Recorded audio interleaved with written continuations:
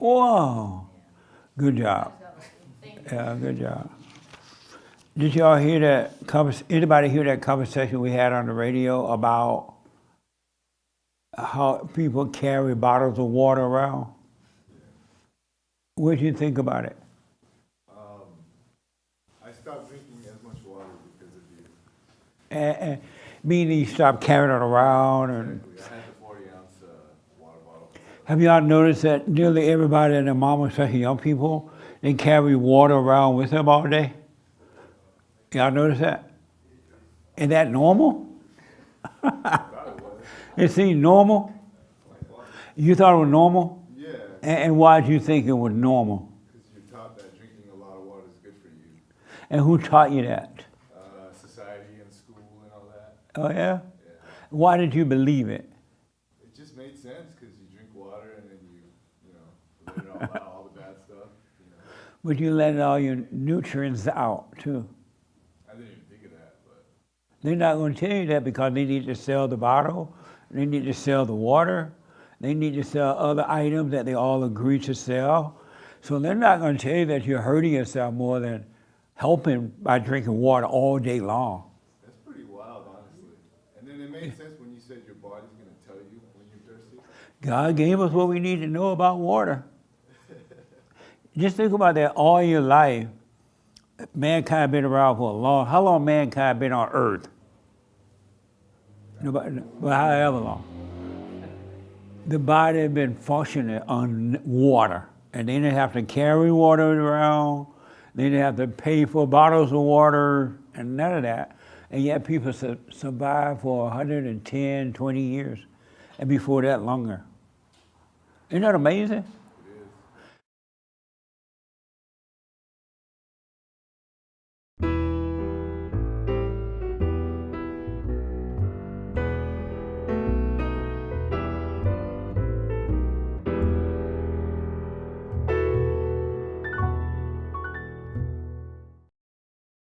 My captain actually taught me No, we don't need it right now. not to Thank you. tell us just stop and take like a mouthful of water. Oh, hold that thought. Good morning. Welcome to Fellowship. I'm Jesse Lee Peterson. You can get involved by going to our YouTube chat line, and Hake will pass on your questions and comments to me, all right? And this week is Happy something. Palm Sunday. What? Palm Sunday. Oh, Palm Sunday. Get your palms ready. Whatever they're for. What are they for? Jesus. Jesus. Good morning, y'all. Morning. How's everybody? So I just want to finish up this quick conversation about, we had this conversation on the radio this week past, and I noticed that, especially with millennia, everybody and their mama carry water around, like they're going to the cotton field. And then some of them buy those little fancy jar bottle with water with little signs on them and symbols on them and things like that. You said you carry water around all day, right? Well, not all day, but I do carry a bottle with me. Hold the mic there for me. And why? Just in case I get thirsty, take a sip. What made you think you're going to get so thirsty you're going to be able to make it to a fountain? Probably I'm accustomed to living that way. Years and years of doing it. Drinking water is not like having to pee. Yeah. It's best to take a pee pot around in case you can't make it to the bathroom. But now as homeless, you can do it on the street. But, and who else do that? You carry water around? Right, this young lady does. Why do you carry bottles of water around with you all day? Yeah, I have one Oh, right she here. got it now in a pretty pink. bottle. And why? Because I get thirsty. I'm sorry? I get thirsty and I don't want to have to pay for water. All day long you get thirsty. Well, we're out and about for all day, so eventually I get kind of thirsty. So you're out and about every day, all day, and you carry water around. Yeah, usually. And it's because you're going to be getting thirsty so quickly you can't make it back home. Well, I don't want to have to go back home to have a sip of water. And you don't want to have to go to a water fountain anywhere. No, actually, I have an RO water system, so it's like a water purification system at home. So Wow. pure water. That's amazing. It's amazing. Who else does that? And why do you do it? I started because everyone else is doing it. Yeah. But also, I don't really trust the public fountain waters because I think it's dirty. And then like homeless people drink from them. I don't want to drink from the same place. But you were carrying a water rod before the homeless became so popular. That's true. That's Right. true. And then What was your reason then? because I was told, and then You and were told, yeah. it got to a point where I just realized now that if it's like a cell phone, everywhere I go, I need to take it with me, and if it doesn't, it feels weird. It feels like Yeah. I'm missing something. And that, if you're weird not to haul around a bottle of water, Yeah. I want you to look at yourself in the mirror sometime when you're about to leave the house. you got this baby in your arm. That's, Amazing, huh? yeah, it's pretty interesting. Can I see your pretty water bottle? Sure. You don't mind if I show it? Okay. So look, I won't show you the brand, but whomever convinced her that, and the rest of the people, they needed water all day long, all day. You just go out of nowhere, you're going to get thirsty. So she said, okay. And she started carrying regular plastic bottles around. And they said, well, how about a pretty bottle? A bottle that when people see it, they're going to think, oh, that's so attractive. You look so good with this pink bottle of water. And so she went and bought a pink bottle of water and started carrying it around. And then whenever she's ready to drink, she makes sure that when she opens it up to drink, she's doing this and she's looking around to see who see her pink bottle, pretty water. And they say, oh, that's such a nice bottle. Thank you. And then after a while, they're going to say, this bottle is not enough. You need another bottle. So they put a hook on there.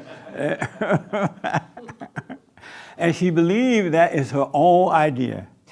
We should make Punchy's water bottle. And that's next. Yeah. So what I realized is that all angry people can be easily manipulated. And all angry people think that it's their idea. You ask somebody, why do you carry a bottle of water around all the time? It's my idea. I don't want to get thirsty. They don't know. And then you try to tell them, no, you've been influenced by advertisement. They're very clever at making you buy what you don't want and making you think it's something that you want or that you need. Common sense says your body don't need a drink of water every hour, every 2 hours, every 3 hours. But you think it does, and as soon as your bottle is about to go empty, you go nuts. I gotta go home, I gotta go somewhere and find some water. And someone come along and say, no, that's not your idea. You're gonna get mad at them for telling you that it's not your idea. Isn't that amazing? You think an angry person will get angry at you, and you're like, why are you angry? I just asked you about your hair. You made me angry. No, I didn't. I just asked you about, no, you made me feel this way. You did this. You told me this. I didn't tell you to get angry. All angry people are already hypnotized and they don't know it. You're already hypnotized and don't know it. You're walking around in a trance and don't know it, and you think it's your idea that you're walking around in a trance. Think about that.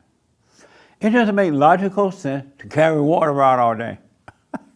Your body's not going to need it all day. And when it does need it, even when you're working out at the gym, they have a little, let's say, okay, you got to carry some water around because they had the Chinese virus thing. At least when you're done working out, put that bottle away, right? See that you're in charge of you instead of somebody being in charge of you, right?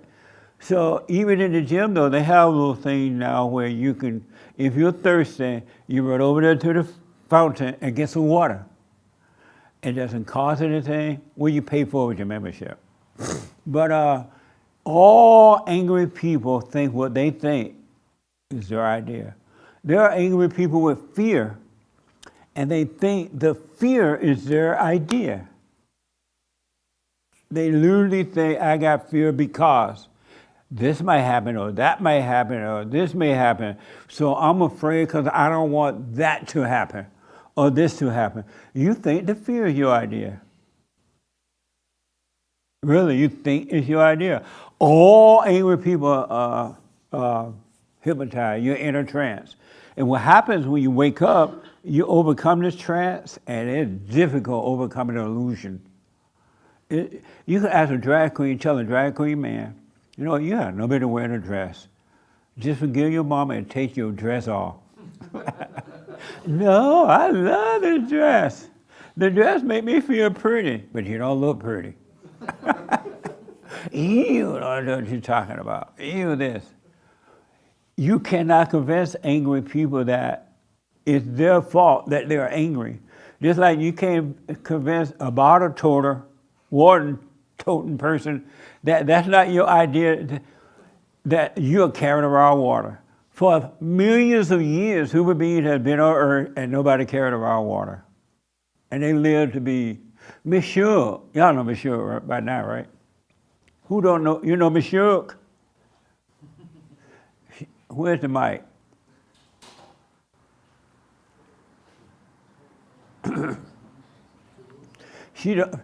Have you ever heard of Monsieur? No. How about Miss Evalou? No. How about Honda? No. They didn't carry it around water. Those are my kinfolks, so don't be laughing. Now, I'm playing you laugh. But they didn't carry around water, and they lived to be 89, 90, 100, 110, and even longer, and they worked in the cotton field. When I went to the cotton field, we took some water to the cotton field, put it under shade trees so we could drink it when we got really hot. But when we were done with the cotton field, forget about the water. The body tells you when you want water. It really does. You don't trust God even to tell you when you want water.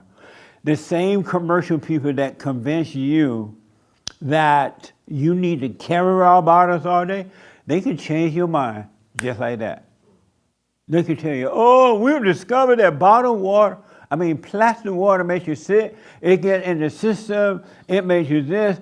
Drink bottled water out of a yellow bottle.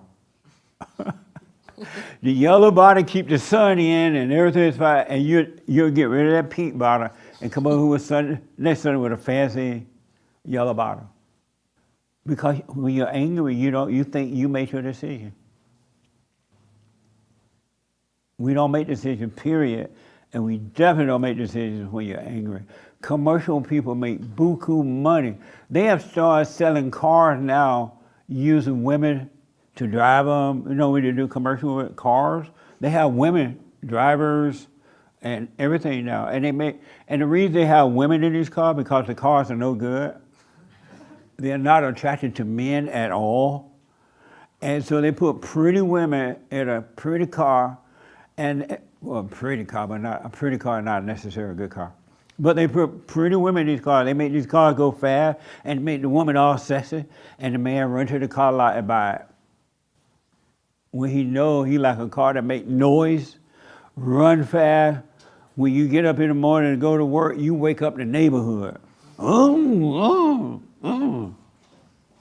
But men accept it because the woman that's in the commercial driving the car.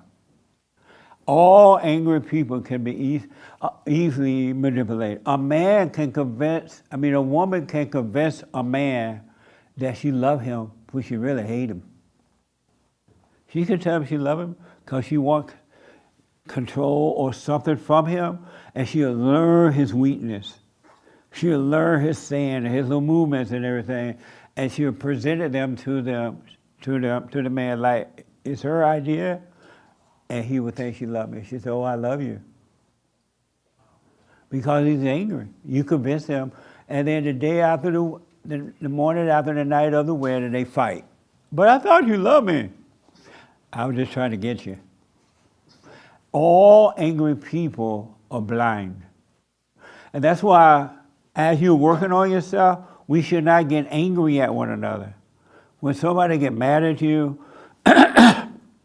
excuse me, or someone want to treat you cruelly, just know this person is afraid because they can't see. They are angry because they can't see. That way you stop taking it personally. Just know they are lashing out and doing all this because they are mad and they can't. All angry people are blind. You cannot see. And the world manipulate you with that. It makes you do whatever it wants you to do. So I'm not telling you not to carry your water around. I don't want you to put businesses out of business. But because everybody drop those bottled water, the business is going out of business. They need you to be crazy to make money off you. You can't make money off of a sound mind person. You have to be crazy. Isn't that amazing? But you're being hypnotized, you don't know. What do you think about that? About which part? That you're hypnotized, all angry people are hypnotized and they think that the decisions they make are their own. Yeah, I mean, I think I can see what you're saying. I think it's more like fear underneath the anger and not really like the anger itself. Yeah. And do you have anger? Well, I think everyone has like fear. So Speak I into the guess mic for me. I think everyone has fear Do you have anger? sometimes. And do you have fear? Sometimes. And why? Depends on the fear, I think. Oh, your fear is like categorized. Well, I don't know. What can make you afraid? I think if you feel like threatened. Okay, come up here. What? I'm about to threaten you. Uh-oh. Are you afraid to come up on the stage and let the world see you? I don't really want to be on TV. Oh, and why not? Yeah, I just don't. And why not? Because I just See how don't she want. think this is her idea not to want to be on TV? Why not? Because I just don't want to be on TV. And why not? I don't know. If you were not afraid, would you come up? Yeah, probably. That's the reason. The fear telling her, oh, you just don't want to do it. But it's the fear telling you that. That's not your idea. Fair enough. That makes sense a little bit? Yeah, sure. Does it make sense a little bit? Yeah. Yeah, you see the fear telling you, just say you don't want to do it. Just say, I don't want to be on TV. It's the fear telling you that. And you know why the fear is telling you that? Just like the advertisers, the fear doesn't want to lose your business. Yeah, that's fair. Yeah, it makes you think it's you. Yeah. Amazing, huh? That's pretty good. Nice. Nice. Did I see your hand? Yeah. Okay. It's funny that you bring up this water bottle thing because my kids have like 15 of these things See that? with stickers all over them. You gotta wash them. You're always losing the lids. Yeah.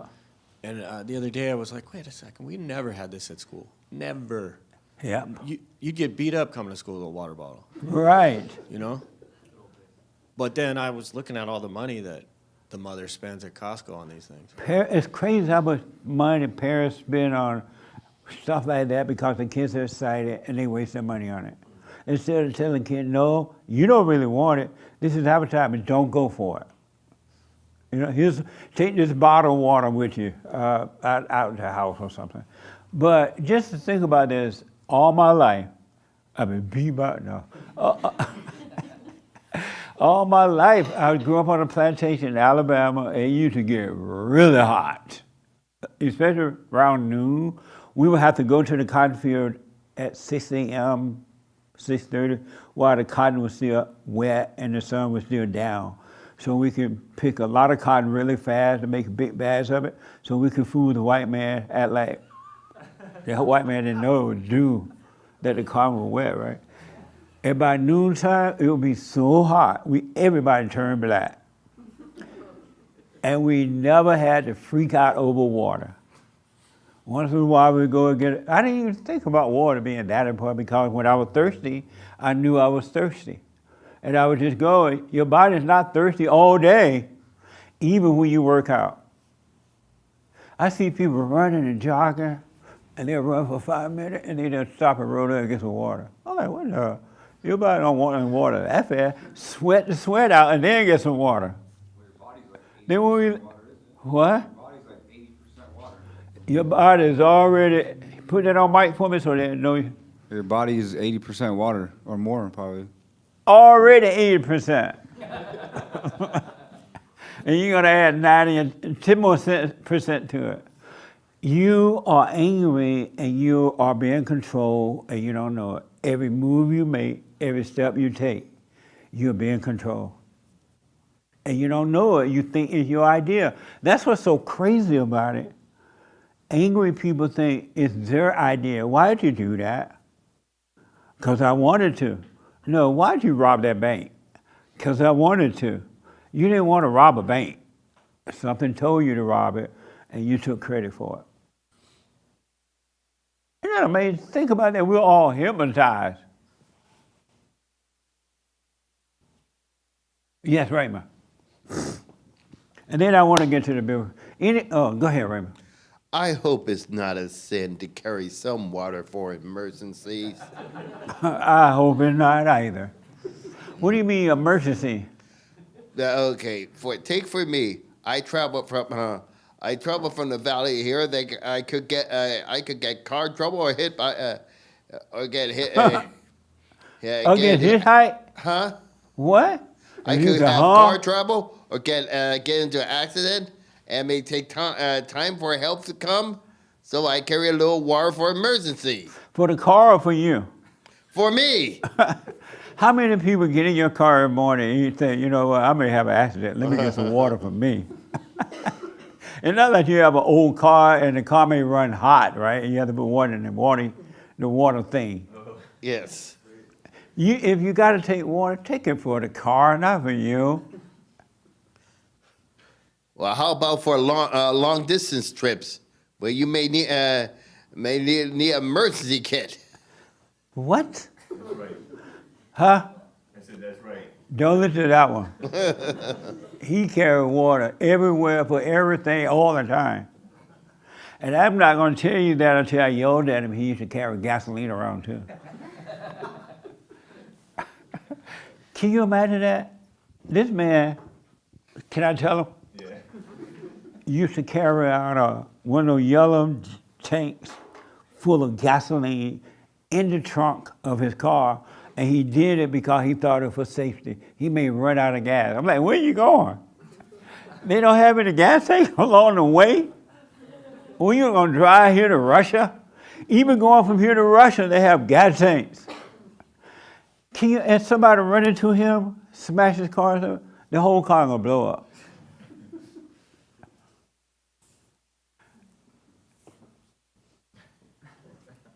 And that's the hate report. That's the hate news, not the fake news. But listen, do what you want about your water bottles and all that. But I just want to encourage you that you are hypnotized. Nobody can make you feel angry. Nobody can make you feel good. Nobody can make you feel afraid. Nobody can make you feel lonely. No one can make you feel desperate. No one can make you feel anything. All of those feelings are coming from you, inside of you. You are being controlled by spirits of evil, and you're calling them you. You're hypnotized. You're hypnotized. Nobody makes you feel anything but you. It never, the only time it's coming from the outside to you is somebody trying to physically hurt you. And they want to hurt your body physically. That's the only time you are being hurt by somebody else. No other time are you being hurt by anyone else. It's so amazing how you've been lied to. Yes, Colin. I want you to think, does that make a little sense about the water thing? It's so interesting to hear you say that fear wants your business. It's like, and so does anger, and so does depression, and it's like it wants your business, and whether you give it to them or not is. They make a lot of souls out of you. Yeah. Living off you. They want your business. That's why with the young lady, the first thing she felt was fear of coming up here, and Satan tell me you just don't want to. When he asked why, oh, I just don't want to be on camera. I just want to be there. But if she didn't have the fear, she would never have those thoughts, and she would walk up on the stage and take over, and I have to push her off. But because she wouldn't have the fear, and when you don't have fear, ain't no stopping me now. Ain't no stopping me now if you don't have the fear. Is there, when you have inner turmoil, do you think that gets gets reflected out into your life as well? Yes. So whatever you're going through internally, that will manifest externally. Well, that's how hell end up on earth. Human beings manifest their hell from within to without. Absolutely. No, I know. And other people in hell can see your hell and they feed off it. Absolutely. No, I know what you mean when you say like it's happening inside of you and then you can go and act that out. But if it's just happening inside of you and you're watching it, can it still be acted out in the? No. Okay. When you truly, and I promise you this, I'm not just saying it, right? When you truly see that whatever you're feeling and thinking, your fears, your loneliness, your doubt, is happening in you, if you could just see it, it will never manifest out to the world. They will see something different in you. They may not even understand what they see, but they will see the real deal. And they may not understand because it's so rare nowadays in the world today. But you will manifest something else instead of that. It can't come out unless you give it permission. And you give it permission by overreaction. By reacting to it. If you never reacted to thoughts, you would never be enslaved. You would never put it out into the world for others or anything. And the salespeople would never be able to use you, would never be able to take advantage, because the way salespeople use you, they got to say something to you to get something to come out. They got to say, oh, you look so good today. Oh, thank you. That's a sale. Right. Or they got to say, oh, poor, I see your car. You really need a car. And you're like, yeah, you're absolutely right. I need a car. That's a sale. But a person that goes up in a sale, in a marketplace, and they silent, and they're just waiting to see, and the salesperson trying to work them overtime to see what's in them, to get a reaction, you're going to walk out with that item if you want it, not because you're being manipulated. It'll be, and most of the time you're not going to want it because you're not overreacting. You can wait and get what you want because you're in control. But evil people read evil people like a book. They read you like a book. They know your mail even before the post office bring it to you. Isn't that amazing? You're hypnotized. You're blind by your fears. You're blinded by your anger and your doubts and your worries and your insecurities. Men like, oh, I want my wife to obey me. If she does, I'm going to beat her. There are men literally beating their wife because they won't do what he wants. So why you got to beat somebody to do what you want? That doesn't even make sense. Why do you think in your mind you have the right to beat a woman into submission? How is that obeying you? That's a thrill. It instills fear. It brings fear. And then the woman be thinking, oh, I thought if I just went along with it this time, he would understand and he won't do it again. He made me sleep outside the house all night, and I did it because I knew that once I saw him the next morning, he's going to be feeling bad and feel sorry that he did it, and he wouldn't do it again. What an idiot, huh? If somebody beats you one time, they're going to beat you twice. Because they got the thrill of beating you the first time and you didn't leave. And the thrill is on. You're angry. You got to drop the anger so you can see what's going on. You're hypnotized and the world is controlling you. And advertisement is so clever now, it's not even funny. Just think about that. Advertisement told everybody to go in the house for the Chinese virus. They say, oh, you got the Chinese virus. If you don't have it, you're going to get it. Wear a mask. And then if somebody don't have on a mask, report them. Even if your mama come over, make her look at you through the window. Don't let her in the house. And poor mama. Mama cannot stand that because mama used to control you anyway. Let us know if your neighbor is having a party or having anyone over. Hello? My neighbor having a party. Well, where you live? 85 block. Okay, we'll be right there. You reported your neighbor. You're angry, you're hypnotized. You could be easily manipulated.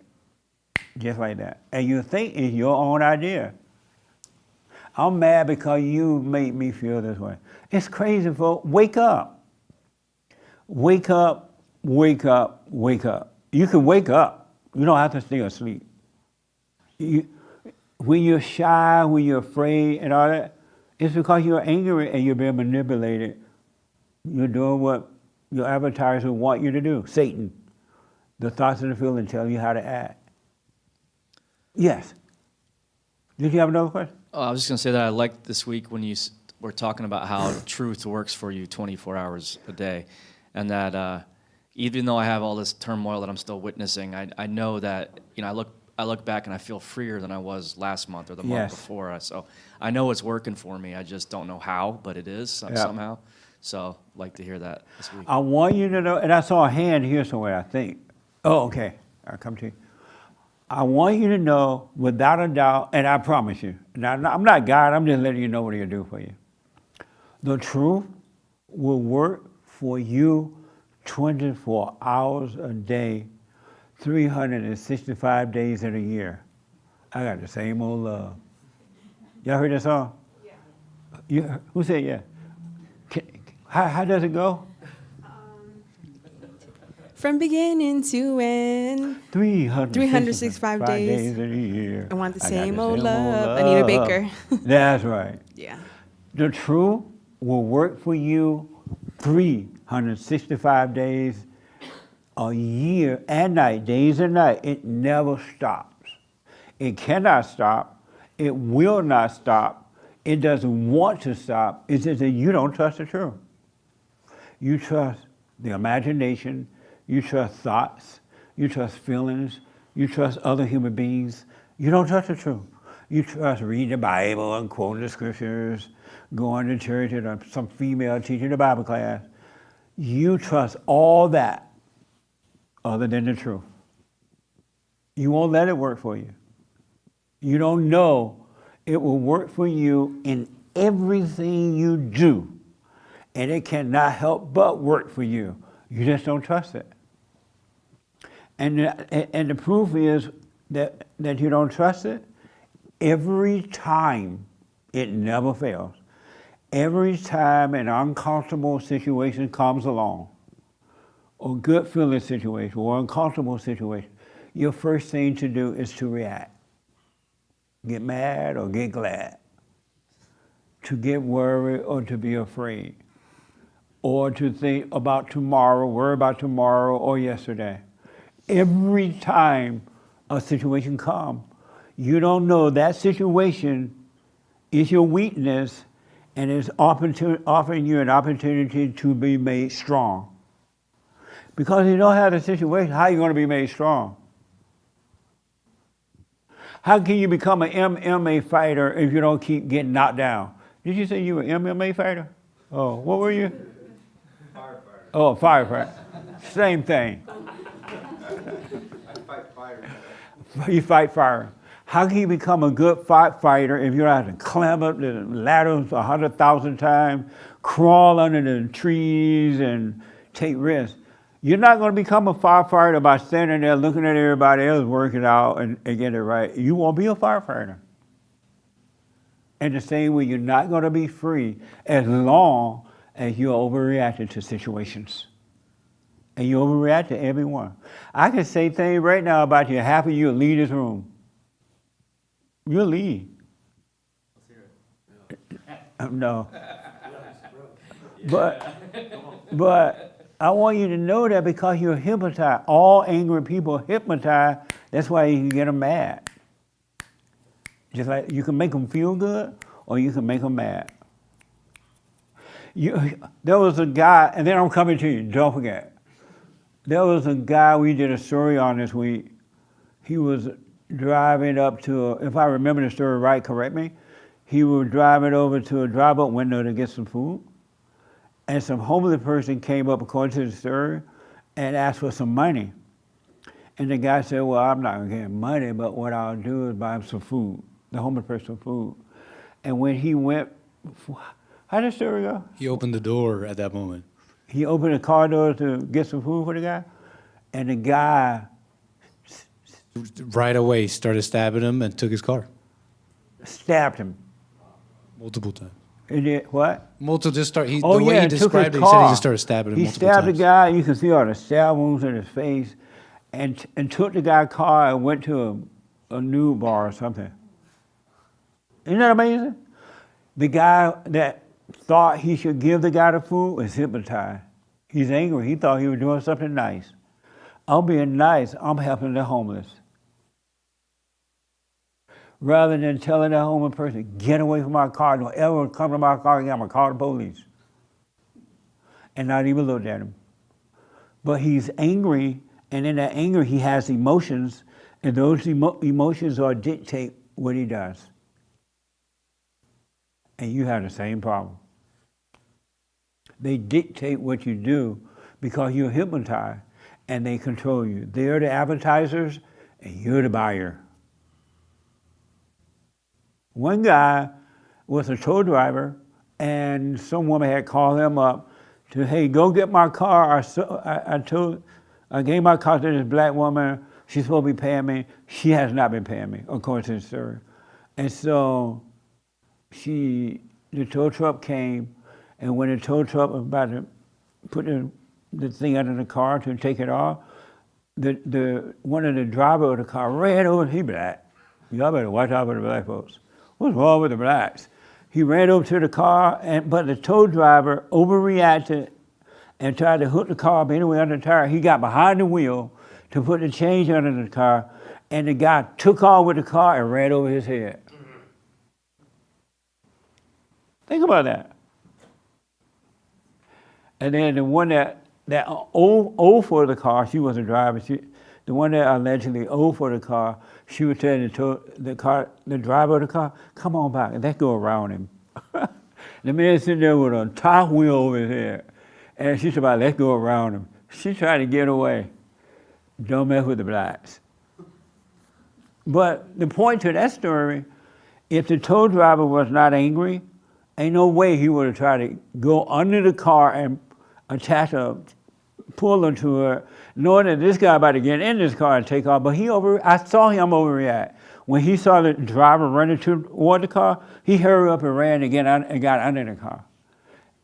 He should not have, okay, bye. I'm not gonna I'm a driver. I'm not gonna kill myself with your car. We'll try again another day. You're hypnotized and you don't know it. What a sad way to live. It's really a sad way to live. And the world is suffering. And the world is a mess because you're hypnotized.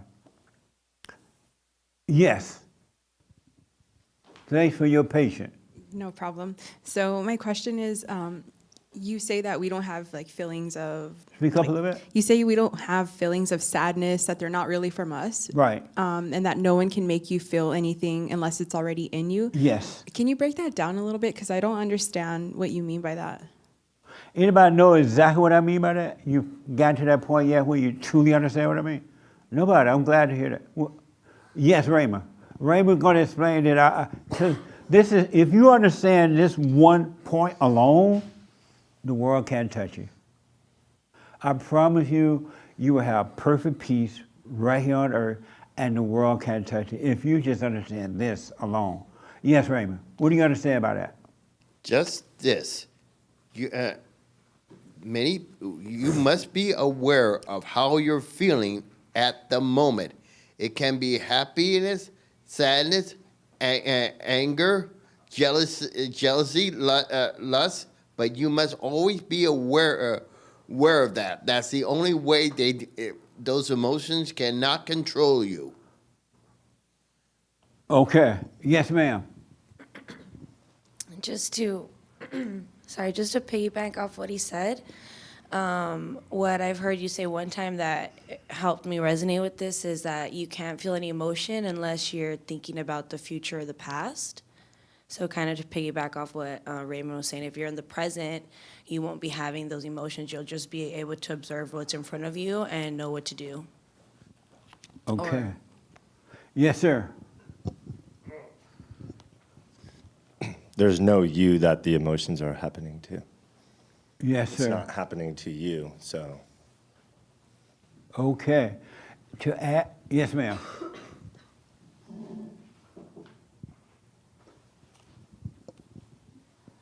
I believe that the evil was already there within you, and nobody. I mean, it comes out at it could come out at random times, like when we're reacting, but it's not that somebody like made you do anything. It was already there. Yes. I don't understand that. You Well, said what when now? some okay. Sorry, I said I don't understand that, I though. understand. Yes.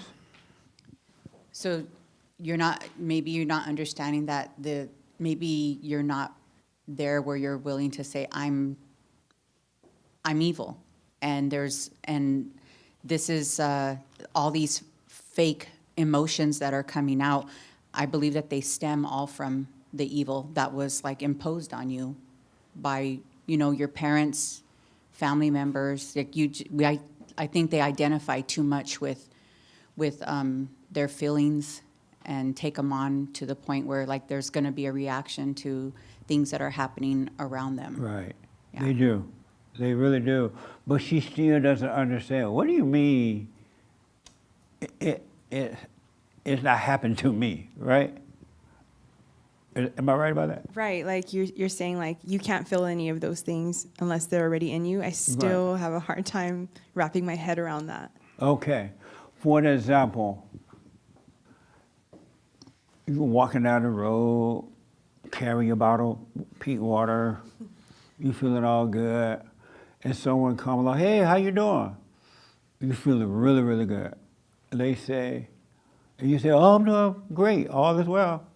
And then they say, well, you don't look well. Immediately you get mad, right? Right. Let me get the mic. Yes. Right? Right. Where is that mad located? The ego? Where? I don't know. I would just say coming from my ego. But that's true, but where is it located? Oh, sorry, in my mind. And where's your mind? With the devil. No, where's your mind located? Like in my head? And where's your head located? Inside your head where it's located, that anger is located. When that person, at first you're feeling good, because you're in your head about how good you're feeling, right? A beautiful sunshine, a day, I'm walking on the water. All that's in your mind too. But then someone come along and change that by making you mad. It's happening inside of your mind first. The first thing you do, Satan tell you, oh, I can't believe they messed up your day. That's so cruel. And you believe it, now you feel emotions from it. You're mad. I'm mad. All that is happening in there. It ain't happening out there. It's happening in you. It happened in the thoughts first, and then you hang on to it. It builds up emotions, which is called anger. Because if you were able to just let it be a thought and let it go by and not hold on to it, you would never feel anger. But you held on to it because you believe that person did you wrong, and the devil's planning on you to tell you that person doing you wrong, how bad that person is. You can't believe it. Now you're mad. You bring on the emotions. But it's all happening in your body. So if I didn't already feel that way, I wouldn't have had like all that. Let's say, good question. Let's say that you had gotten over the anger, which you can. You don't have to have anger. Let's say you completely gotten over the anger, and the same thing happened. You walking down the road, pink water bottle, because she's about to buy a new one with yellow. and you're happy and feeling, and someone said the same thing to you, because you don't have the spirit of anger, you're not living in the past or the future, you're not living in your mind. Somebody say the same thing, you wouldn't feel a thing about it. It would just be out there and not in you. But it's in you, so it's able to, someone can come along and trigger it, or it could be triggered without anyone even telling you that. You could be walking down the road and feeling really good, and you're feeling good, and you look over and see a nice car, and say, you're too poor to have that car. And now you feel poor. It's happening in you. Do you see that? Yeah. I guess if we like made it an outrageous statement, like someone walked up to me like, oh my God, are you a model? Like they said something crazy, right? That I'd never think, right? Then I would probably be like, oh, okay, they're just crazy and just keep on. I wouldn't even think twice about that statement. But if it was something negative, I guess like if I hadn't already thought about it. You were already in your head. Yeah, okay. But even if, because you're hypnotized, a clever salesman can make you think that you could be a model. You'll be walking down the road and you could be fat as a pig. Not that you're fat. I'm just saying. Don't get mad. No, I'm good. And you never thought about being a model. But a clever person, because you're hypnotized with your anger, can tell you, you know what, you're so pretty. Ooh, you're so pretty. You look like you got a little Indian in you. And mixed with a little white. Maybe a touch of black, but you're so pretty. Look at your hair, long, pretty hair. Oh my God, and that body. And you'll feel so high and so good, all the things tingle inside. And like, come down to my studio, I'm gonna take some amazing pictures of you. You'll go down to that studio and they'll gloss those pictures up and make it look good. And you're feeling all good. Okay, we need $1,000 for you. You go sell your car to get $1,000 for the picture because you believe inside it was all true. What about that? I mean, I don't think that would happen to me, but I don't think I would let that get. I would. Yeah, no, I'd be like, you're insane. It's the point taken. Does the point make sense? Yeah, yeah. Do you understand now? It's happening in you. It comes with thoughts and feelings. Yeah. It's happening in you. But Satan will tell you that it's happening outside of you. Mm-hmm. She or he made me feel that way. He or she looked at me that way. He or she was on me like that. And Satan will tell you, this is why you're feeling the way, because of what they did. And it's just not true at all. And then the second part of this is when things do happen like that, and then you say they didn't do it to you, they did it to themselves.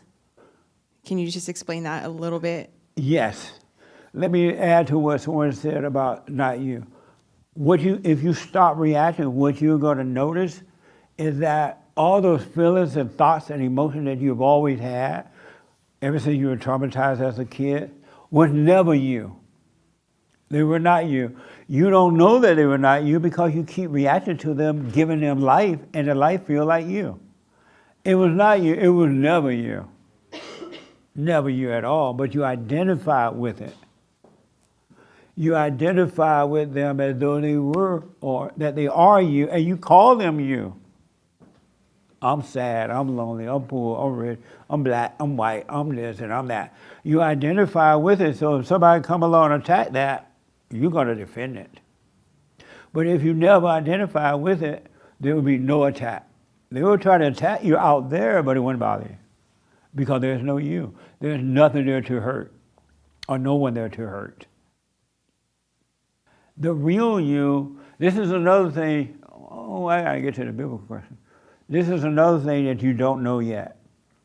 And if you stay with it and stay with it and stay with it and stay with it, the real you, the true you, the real you have never had a problem. You have never had a pain. You have never had loneliness. You have never had fear. You have never had doubt. You have never had the feeling of losing or winning. You have never had the feeling of afraid of death. You have never had the feeling of, I want to be like somebody else, or I can't be me, I got to be this way. The real you have never put a front in front of other people, faking it and all that kind of stuff. The real you have never been afraid. The real you is always at perfect peace. The real you are not feeling any of those things. It's the not you that's feeling it, and you're calling the not you, you. That's all going on. The fake you, the ego, what you call the ego is thoughts, up and down thoughts, worry, fear, jealousy, envy, strife, all that stuff, right? That's the not you. It's not you at all. And that's what everything that you're feeling, this is feeling it, not you. But you think it's you, so you say it's you, and you react to it. Turn the heat off a minute. I'm sweating a bit now. Never put a black man on the lights and have him talk seriously. He sweat. Do you understand that? It's not you. Yeah, What you don't understand about it? I do, I understand. I think I'm just so attached to the identity of owning like a feeling. Yeah. That I'm thinking that it's me and it's not me. It's not. The depths of the relationship that we have with the false self is mind-blowing. It's mind-blowing. But Jesse, how come sometimes it feels good to talk about it to other people when, like, like a best friend or something, but you're not really supposed to be doing that, like giving it life and stuff? Ego. All ego. It feel good or it feel bad. Really. That's all it is. It's keeping you alive, and it feels like life, but it's death. Validation. Who said validation? Yep. Yeah, especially when someone's like, no, that's understandable. And, they're like on You your said what side. now? Like if you're telling them something and they're like, oh, no, that's understandable. And they're just like agreeing with you and Yeah. stuff. Like you feel more validated, like that you have a right to feel a certain way. From now on, the moment somebody tell you that, you run away from that person. That's your enemy. They'll give you a false sense of love and a false sense of understanding. They're validating your evil. That's your enemy. That's your enemy. They're validating your evil. Oh, I understand. What? Oh, okay. That makes sense? It does. Is this helping a little bit? Because I had planned to talk about that too. This thing is all in us. It's not out there. It's happening in us. It is all, unless somebody attack you physically, all right?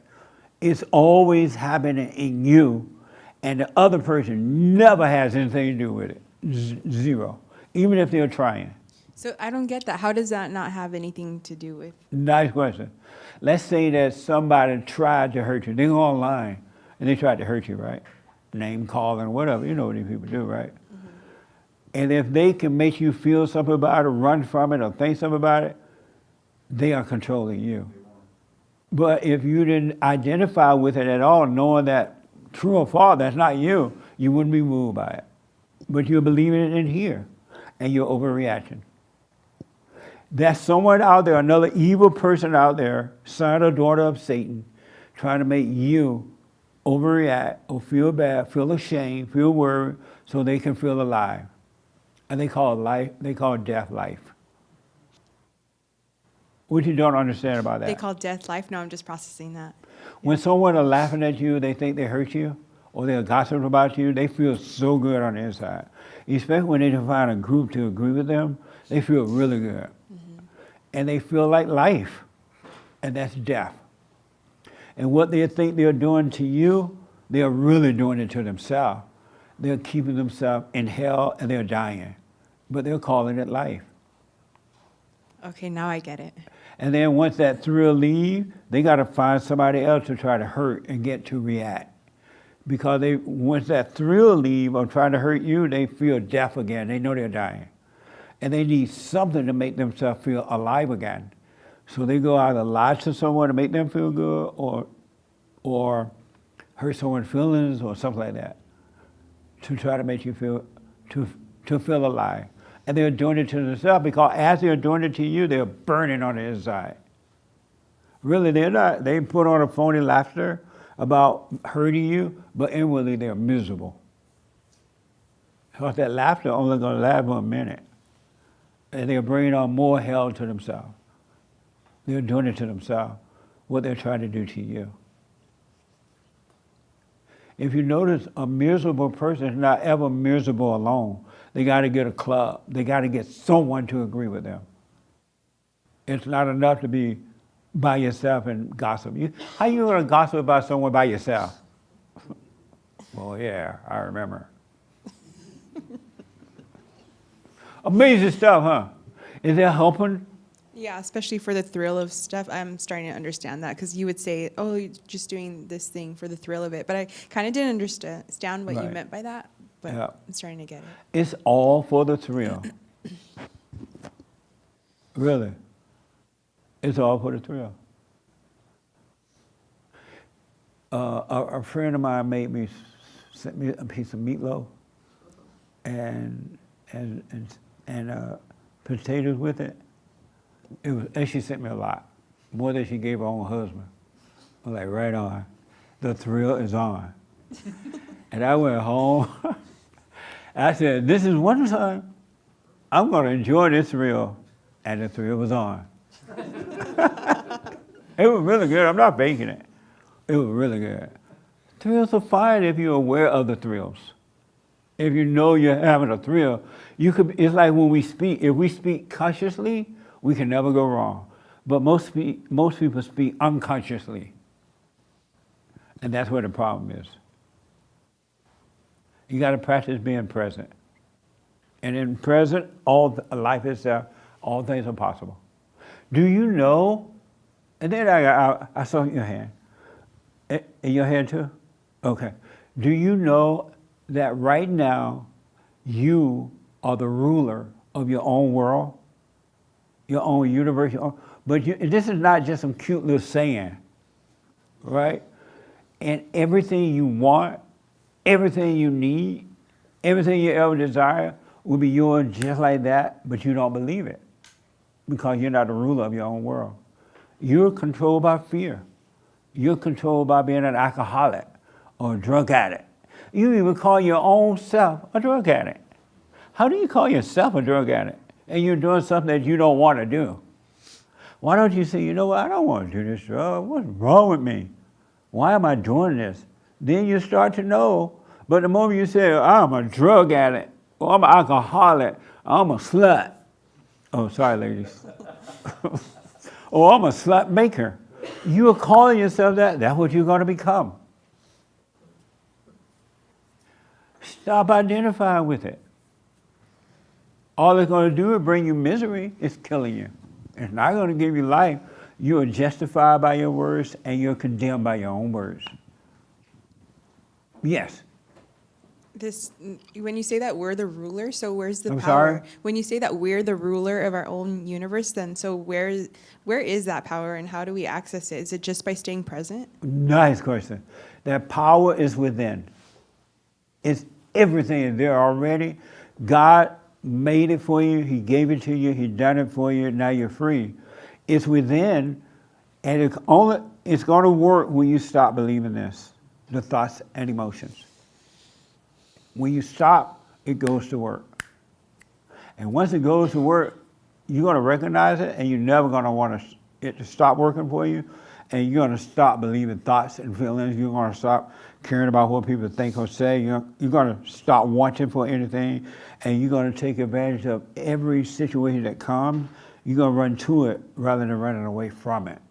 Fear, doubt, and all that, you're going to face it because you're going to see, wow, this is amazing. I've been running from the things that make me strong. You will say it. Even women who think that they never going to get married. Oh, I got to hurry up and have a child. I'm getting old. Don't believe that. Stop saying it. Stop believing it. When that fear comes, let it happen, let it pass. Don't worry about that. Take no thought about that. Amazing, huh? Yeah. That makes sense a little bit? It does. That power is inside of you. I just want a guide on the step-by-steps to get this power.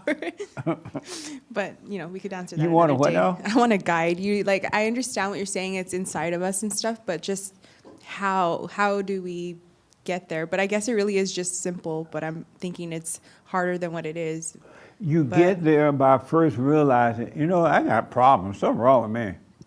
I remember 36 years the way I got there. And because I always question things anyway, other people and myself. And I remember I was just so emotional. And I didn't want to be emotional, except when I moved to California. I'm 18 years old. And I was so emotional, and I would, why am I so emotional? I cry at the bottom of an eye. I worry about these things and that thing, and I didn't want to be that way. I knew something was wrong with it, but I just didn't know how to overcome it. So I started to question it. I didn't lie to myself and pretend that I was strong. And then I'm like, okay, I'm going to go out to the church and ask the preacher. And I would ask the preacher, they didn't know. They like, pray some more. I prayed already. Good job. Well, pay dues. I volunteered, and none of that changed it at all. So finally, I just asked God, you know what? And I didn't know I was going to get an answer. I should have known I was going to get an answer. Now I know I will get an answer. The reason I should have known that I was going to get an answer from God, because all my life, ever since I was a little kid, I have always got every answer that I've asked, every question answered that I've asked God about. I didn't know He was answering though for some reason. I knew it was amazing that it was happening, but I didn't realize He was answering them. I should have known, but I didn't. I forgot. And it wasn't until I questioned me, what's happening in me, why I feel a certain way, do certain things. What is up? I don't want to do these things. What is making me do it? And that's when He allowed me to see. He showed me, not the preacher, that I had anger. I resented my mother, and I didn't know I resented my mother. I was like a lot of you all. Oh, my mother's so nice. Oh, God, my mother would do anything for me. That's the problem. My mother is so nice. I didn't know I thought I loved my mother. You talk about my mama? You ain't gonna play the dozen on my mama. But God allowed me to see I resented her. That emotion I had for her, that feeling that I had, good feeling, it was anger, and I didn't know it. And when I had to go and face her, face the fear, but I didn't think of myself as facing fear then. I just did it. I went and faced her. I was 38 at the time. I was shaking in my boot. I was driving over there to South Central LA area to visit her. She was visiting, and I could hardly breathe. Really. I was like, why am I so afraid of my mama? It's my mama. And I remember that she used to be impatient at times, especially when I asked about my father. And I remember that. And then by the time I got to the house, I had to walk up 2 stairs. I could hardly make 2 steps. Because the closer I got to her, the more the fear grew. And Satan told me, you can't say this to your mama. That's your mama. Mama is God, right? She did. She had you. And so I went in the room, and Lord have mercy. I don't know if y'all know this. When black women get together, they laugh, they cackle like hens. And you could hear them all up and down the road. They were having fun, they were loving each other. And I'm like, hey, I gotta talk to you about something. She's like, what? I'm like, let's go in the room. I want to talk to you, because it was private. And I told her, all my life, I've been angry at you, I've been resenting you, and I didn't know it. And I'm sorry for resenting you, because I realize now, it's like, cause God called me to realize she couldn't help it. She did her best. And that's why we can't get mad at anybody anymore. Just understand that they're afraid. People are treated this way because they're afraid, and the reason they're afraid because they can't see. And so I realized that she couldn't help herself, right? And I said, I'm sorry for being mad at you. And for the first time in my whole life, she told me about her life. Exactly what happened, what she did to me, happened to her. And I didn't know it. I thought my grandmother, Mama, was an angel sent by God. Because she babied me, she treated me amazingly. It was wrong, but she did it. And I didn't know my mother had gone through all that stuff. But my whole world changed from that, and I've not stopped since that point. And the world been coming at me, and things been happening, and blah, blah, blah. And the light gave me the grace to go through it. The grace and the mercy on Mondays to go through it, really. And I didn't know he was helping me through it. Because I used to wonder, why am I not overreacting to this one or to this situation? But there was nothing in me that would allow me to be afraid or run or worry about what people thought or anything. The truth is working all day, all the time, and I didn't know it was working for me. It's working for me. And it will for you when you forgive, admit that you're wrong for being angry. An angry person is separated from God. You're not going to get any help until you admit, you know what, what's wrong with me? He will allow you to see you're angry, you're evil. When you can see it, go and forgive, everything will change. The way you see things will change. It will change, it will change, and stay with it, and stay with it, and stay with it. The truth is working for you. So he's going to try to tell you it's not, it is working. People are going to try to tell you that it's not, it is working. People will judge you, but God is not. He doesn't judge you because he knows you've never done anything wrong. It was always this false identity doing it through you, and you thought it was you. Amazing, huh? That's some amazing stuff. What do you think about that? Thank you for explaining all of that. Does that help a little bit? Yeah, it helps a lot. So from now on, whatever you're feeling or thinking or whatever on the inside, that person out there has nothing to do with it. Yes, that person, they may think they have something to do with it because they're trying to hurt you, but they have, if it wasn't in you, the spirit of anger was not in you, they can't touch you. You cannot be touched by the world. And that's the truth. Be in it, but not of it. He will cause that to happen. That's so deep, huh? Yeah. Amazing. Is this helping a little bit? Yeah. Really? The young man behind you, then here. I just wanted to add an example that might help. Like, let's say you're driving and then someone cuts you off and flicks you off. In that situation, if the anger wasn't inside you, you would feel nothing at all. They wouldn't be able to bring it out of you. But if you had the anger in you, then you would get angry. So every situation like that is a perfect opportunity for you to see what's still in you. Because then you would just watch it happen and not feel nothing at all. And then the part where he says, like, that person cutting you off and flicking you off, outside looking in, it might look like that person is cutting you off and flicking you off. But in reality, the anger that's causing him to cut you off and flick you off is he's killing himself, is killing him. Absolutely. So he's doing it to himself. Absolutely, 100%. Yes, sir. I had a question from last week.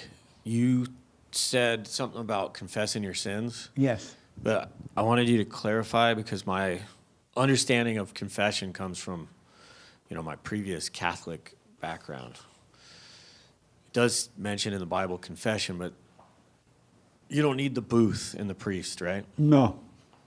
When God told you to confess your sin, he was not talking about going into some booth with a tent in it, or whatever that is. A screen. A screen, somebody on the other side, you confess your sin to the Catholic.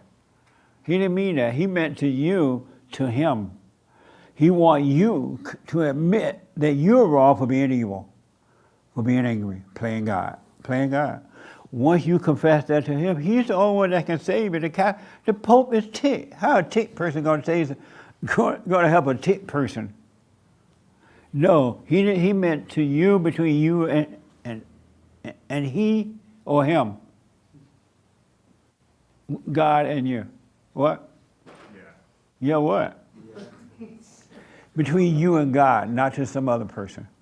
It's only between you and God. If you want to share it with others, that's up to you. But not go to some man to confess your sin. Go to God. He's the only one that can forgive and make you free. Everybody else going to judge you. Yeah, I couldn't agree more. But how do you go about it? Can you do it in your silent prayer, or you do it in prayer form, or you do it in traffic while you're sitting there? By starting to know yourself? No, confessing your sins. To God? Yes. Oh, God, I didn't know I was so evil. What the? I am evil. I am wrong. And that's the beginning. That's it. The hardest thing for a person to admit is that they're evil. You tell somebody you're evil. Oh, you are so rude. Why would you tell? A lady told me that on the radio. Oh, that's so rude. You tell me I'm evil, but you are. But between you and God, that's it. That makes sense? Yes. Just think, what good does it do you to tell somebody else you're evil? It doesn't change a thing. And now they're going to go tell somebody else. And now when they see you, you're going to be looking at you and say, oh, he's evil. Go straight to the Father by admitting in your own heart that you're evil. Salvation is of the heart. And the average person cannot admit they're evil. Here's how you recognize all evil people, even when they're putting on a fake. Watch them get angry at some point.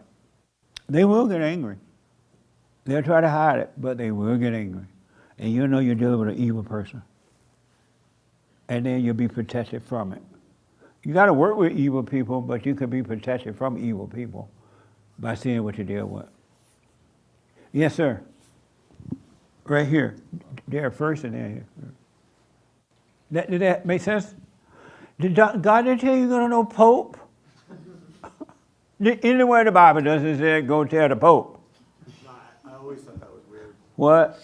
I always thought it was weird, and talk about playing God, the guy on the other side. Right. And it didn't improve my life or anybody else's, as far as I could tell. Suppose that's a Pope on the other side is in drag.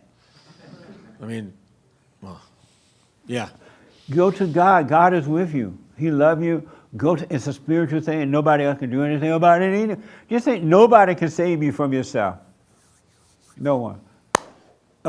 Where am I? Yes. Yeah, on that guy's question, if you are doing something like confessing your sins to God, or you're going to God for a reason, is it better to do it in your head or out loud, or does it not matter? Good question. But there's not but one sin to confess. Y'all know this, right? There's not a whole bunch. You don't have to be like, oh, God, and you name off all your vices. He ain't looking for that.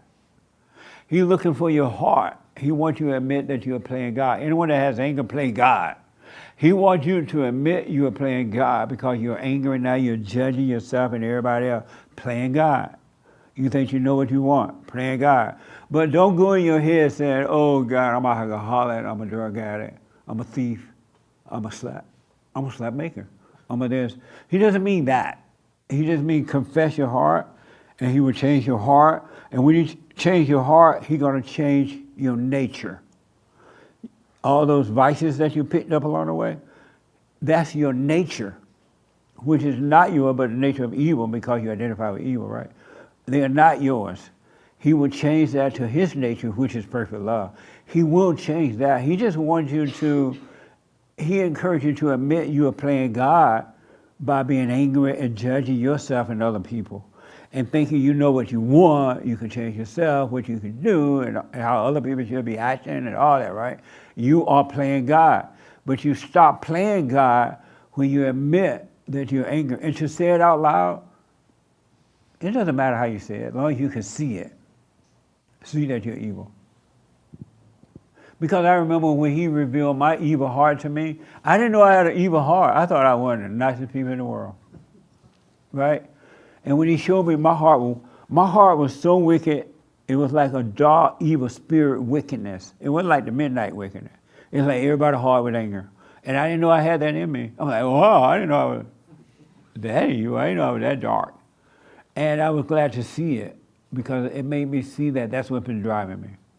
And I went to repent. But I didn't even say it out loud, oh God, that. I wanted to see what was wrong with me. And he caused me to see. But it doesn't matter how you say it, as long as you can see it. That make sense? Yeah. Okay. Yes, sir. I was going to say... Hold on 1 minute. Everybody that you said is evil, can they change? Yes. So anybody can. So all evil people can change, and they will change the moment when you're sincere about it. Don't say it just try to be cute and fancy and be an observer and a meditator and all that crap. The moment you can sincerely see that you're evil, when you just see it, immediately change come. It's just that most people don't want to change. Okay. Most people love their evil. So these people that you're telling us to avoid that are evil, you're like, oh, run from them. Can those people change? if they wanted to. So why would you run from them and not like try to? But what I mean, don't trust them. Meaning that doesn't mean you don't work with them, you don't live in the same house. You gotta get along, but just know they'll lie to you. Oh, baby, pull you, not you. You know what I mean? Know you're dealing with a deceiver, right? But you gotta live in the world. We gotta work together. We gotta do commerce together and all that, right? Commerce, you like that word, hate. I love that's a white word. So you gotta work. I work with evil people all the time. I counsel with evil people every day. It's a mess. But I understand how evil works now.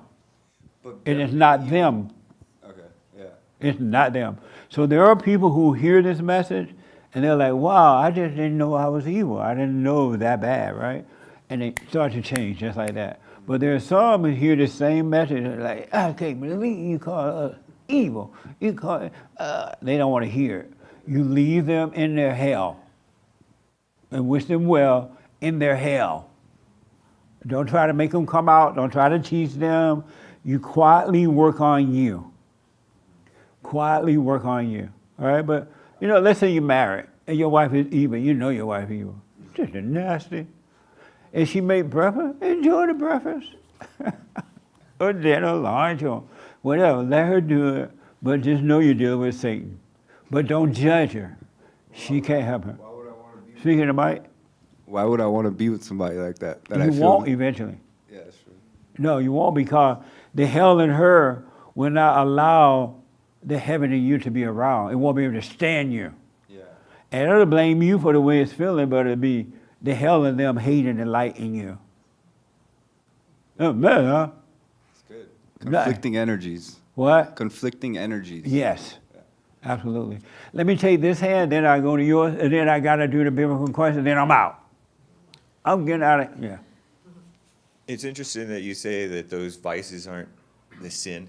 Right. Because when the Christians, including me, talk about those things that are destructive, the vices that are destructive to your life, they sound so petty. Yeah. Like as if like God cares about this. And it's like the world is right for mocking the Christians for calling everything a sin. Yeah. And they're missing The the whole judgment thing. and the hypocrisy and stuff. And then everybody run around talking about their little vices, thinking they're talking about sin. What a mess, huh? God said he would change your nature. He would change your nature. He's talking about the vices, but you got to change the heart first, and then he would give you his nature. And then not only will you be good because your heart has changed, you would do good because your nature has changed. It would be impossible to do bad.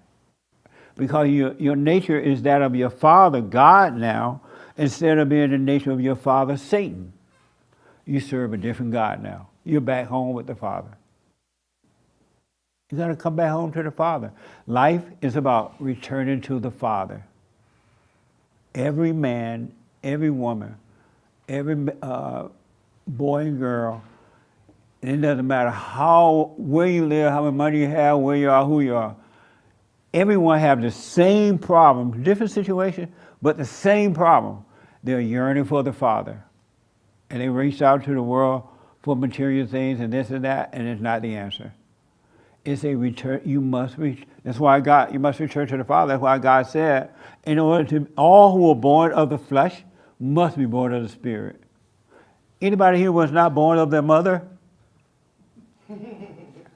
If you came through your mother, you must return to the Spirit of the Father. You have no other choice if you want to be free. Yes, sir. I was just thinking of something that relating to what you said. So about evil, like it's kind of like the saying, like if a tree falls in the woods and there's no one to hear it, it doesn't make a sound. If you're alone and just by yourself, like how can you be evil if you're away from everyone or anything? That's a home run. How can you slap your mama question? How can you be evil if you're all by yourself? You're at home and you're all by yourself. You're at dinner. You're all ain't nobody around. You're not on the cell phone or anything, right? Yes. Not on something just straight up. If you want to know how evil you are, Be by yourself. Yeah, and I was gonna follow up with Be saying, by yourself. Because when you get home today, sit in an empty room for an hour. No telephone, no TV or anything. Just sit around and watch. All your little evil gonna come out. Oh, I'm so lonely. Where is everybody? Oh, I gotta make a phone call. Oh, I'm scared. I miss this, I miss that. I gotta go over here to this party. Oh, I'm broke. This. Your evil will come out when you stand alone. When you're by yourself, you cover it up when you're around people because you get a false sense of feel good and all that. You get a thrill. Satan does not want you to be alone. He wants you distracted. Your evil come out by yourself. You'll kill yourself in a room. You'll put a noose, don't do it, around your neck. Because your evil is coming out when you're by yourself. You feel like you're no good. Oh, look at me, I'm no good. I hate everybody. I hate myself. They hate me. You might well kill yourself. Isn't that amazing? So yeah, it come out worse when you're by yourself. I can challenge you, don't use your cell phone for a week. Put it away and don't talk on it, don't look at it, see, looking at it. What the? And see what happens to you. Just with the, don't mention the bottle of water. Try to walk around without a bottle of water for a day. Does that help? That makes sense? Yes. Okay. But what happened?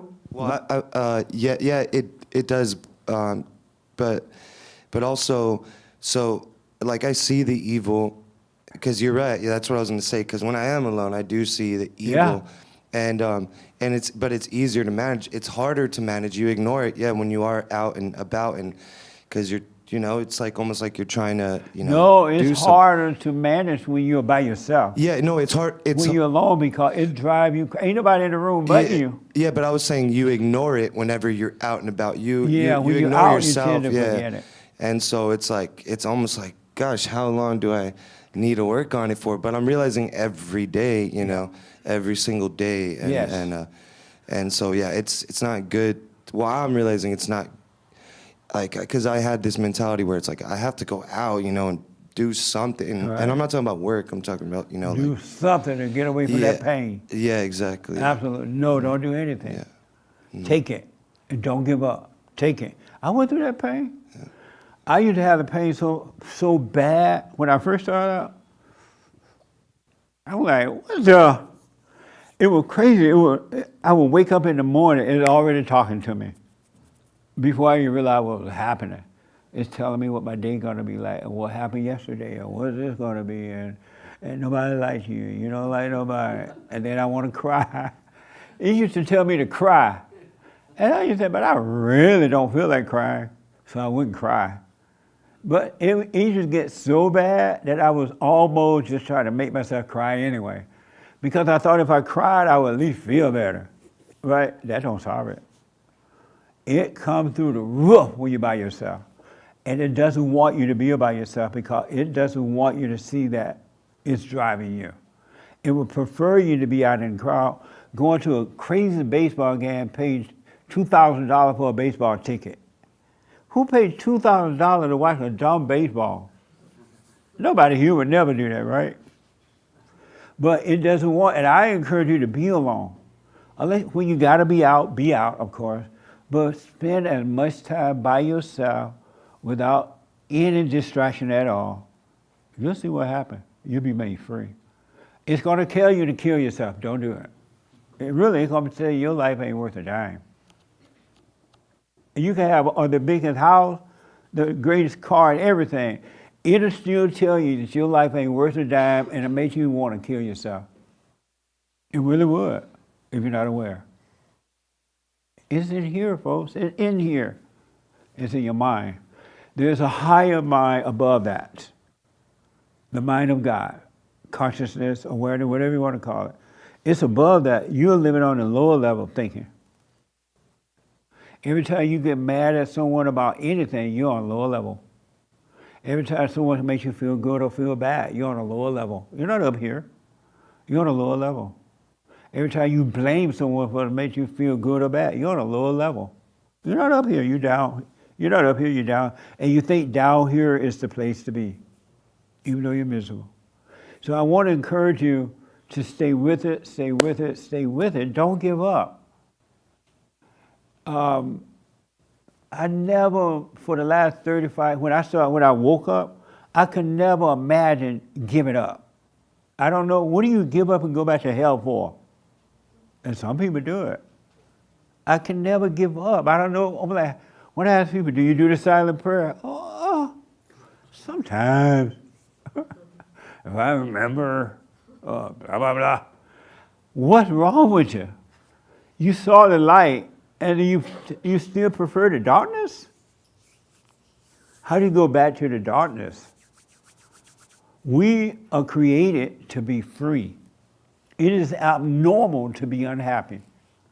It is abnormal to look for anyone to make you feel any kind of way. It's abnormal to think of yourself as being poor or rich. It's abnormal to think of yourself as a sinner or a saint. You are not a sinner. Forget about calling yourself a sinner. There's only one sin that you could really commit and he would never forgive you for it. It's to grieve the Holy Spirit.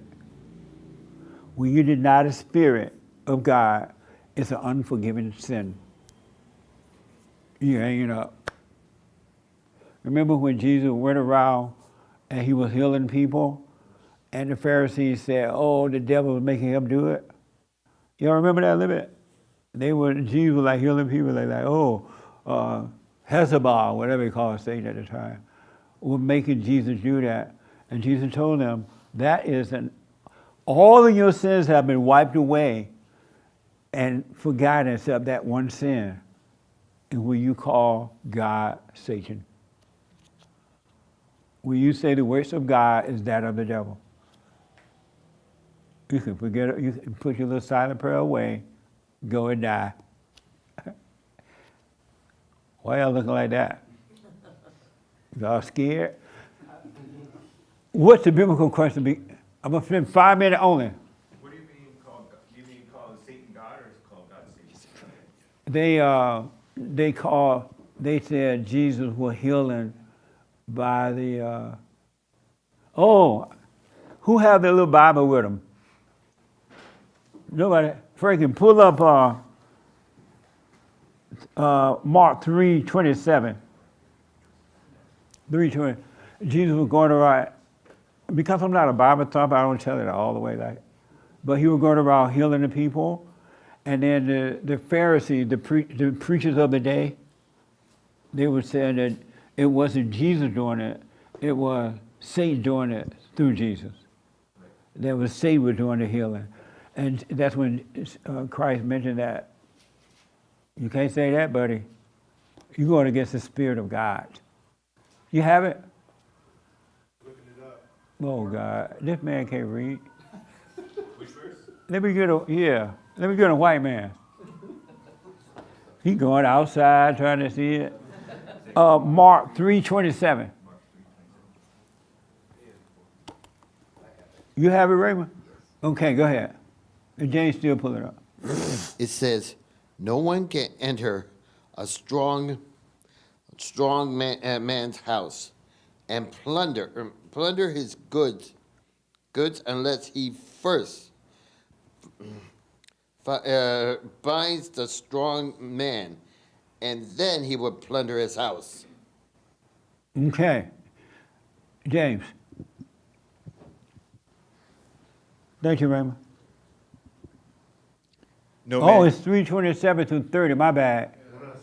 Yeah, my bad, Raymond. Go ahead, Jay. Okay, well, give me a second. Okay.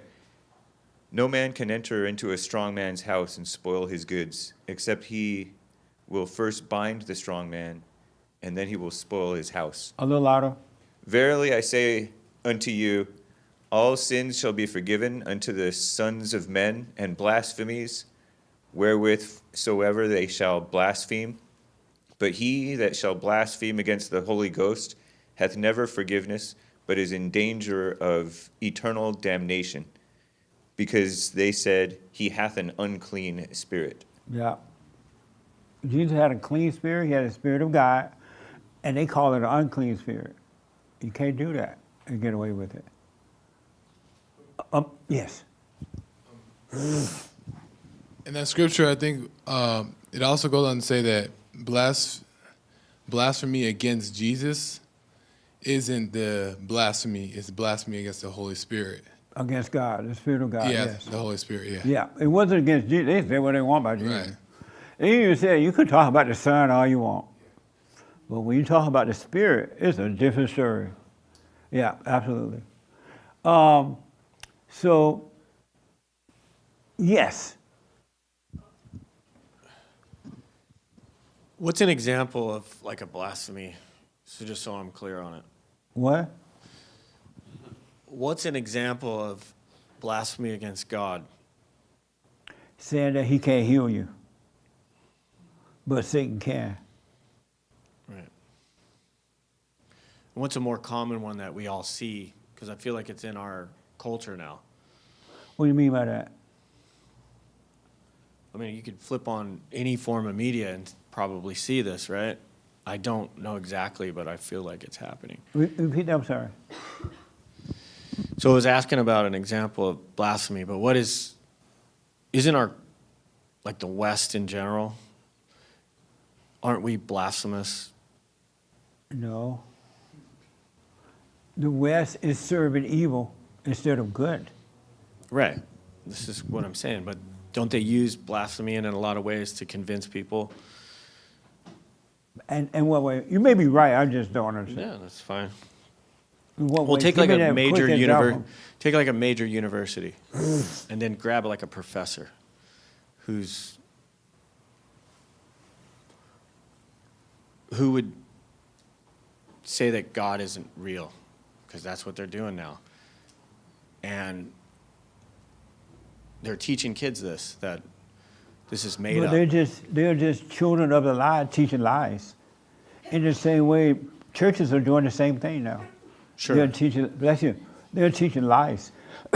Sure, but that's not, like if a professor who's in charge of a class tells the kids that this is all fake, isn't that blasphemy or no? It may be, let me just leave it as a blank for me right now, and maybe I'm just not understanding what you say. You could be totally right.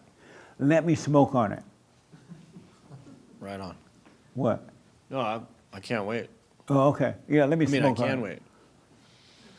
Yeah. Did you want to add to that, Nick?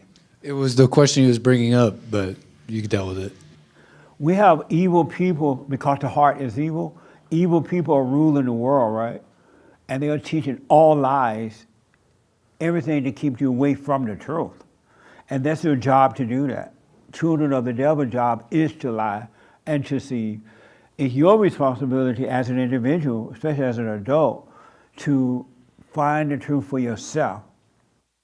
You don't have to listen to them as an adult.